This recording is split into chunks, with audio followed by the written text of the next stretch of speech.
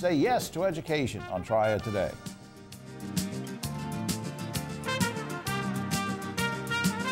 Hello everyone, I'm Jim Longworth and welcome to another edition of Triad Today. Coming up later on, we have our infamous roundtable. We'll convene with Dave and Ogie and BJ and myself with all sorts of controversial topics, so stay tuned for that. Between now and then, some good information coming your way. We'll have a discussion about diversity issues. We'll also talk about behavioral medicine and much more. Plus, we'll have a visit from a very distinguished CEO of Goodwill Industries, that and much more.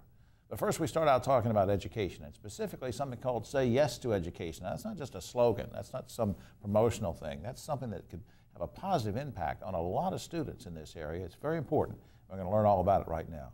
Lori Bates, our director. Let's meet our two very special guests. On my immediate right, Winston McGregor is Executive Director of the Guilford Education Alliance, and she'll tell us a lot about this Say Yes to Education. Next to her is our good friend Mona Edwards. Mona is the Chief Operating Officer for the Community Foundation of Greater Greensboro, also on the board of directors, I understand, for the Alliance, right? Correct. And these ladies told me off camera that, because I didn't know if they were good friends or not, they said, yeah, we've been having lots of meetings, so they conspired against me and they've known each other for long.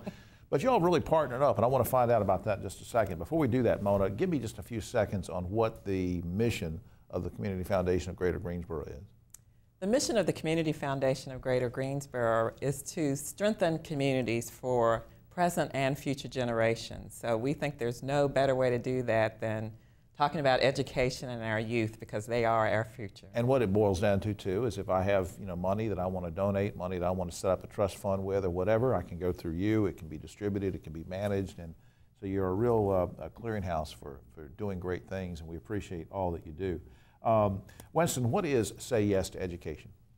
Well, Say Yes is a national nonprofit, and it really started about 30 years ago when a man named George Weiss, who's an investor in New York, promised a group of sixth graders in Philadelphia, 112 of them, that if they graduated high school, he'd send them to college. Great.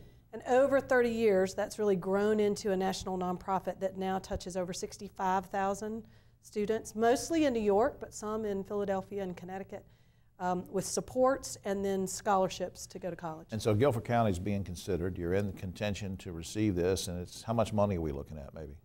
Well, it's really not just boiled down into a small amount of money. Say Yes partners with communities to really create two things, and both of those have dollars associated with them. One is to really put in place supports for students and families so that they can overcome the kind of barriers that impede their success in college. Sure. And the second is for communities to really build a local endowment that provides last dollar tuition scholarships for students. And bottom line too, you're getting the graduation rates up because there's that incentive there. And Mona, we might have already partially asked this, but how is this different from a typical scholarship program? Well, as Winston just said, it's more than the scholarship. The scholarship is absolutely important, but it's also the wraparound services, the support services that are provided to students in K-12. So whether it's health care, after-school care, tutoring, legal services for their family. So that this is something that is unique to Say Yes. It brings the scaffolding of support to the student and their families so that the student can be successful and graduate from high school, get accepted and admitted to a post-secondary experience, and then there are support services at the college or university level as well. And of course, that's a benefit enough as it is, but I have to ask you, Mona, what are the longer-term benefits from this, do you think? We think it can have tremendous impact on our community to have a more educated and skilled workforce here. We think it's going to be very attractive to businesses. We believe it will attract new businesses. Sure. And cause certain companies to want to relocate here.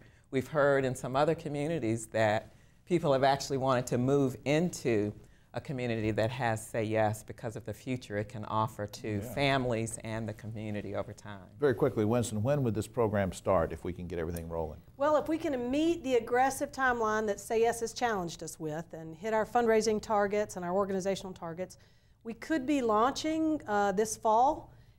We would roll out those supports over a series of years, but scholarships would be available to students next spring in the class of 2016. As we look at two websites, I'm going to ask Winston to talk about very quickly how people can learn more or get involved. We see the websites for GuilfordSayYes.org and for CFGG.org. Very quickly, what can we do as individuals? Well, this is going to take everyone in the community, so we encourage folks to go to the website or to go to our Facebook page, Guilford Says Yes on Facebook.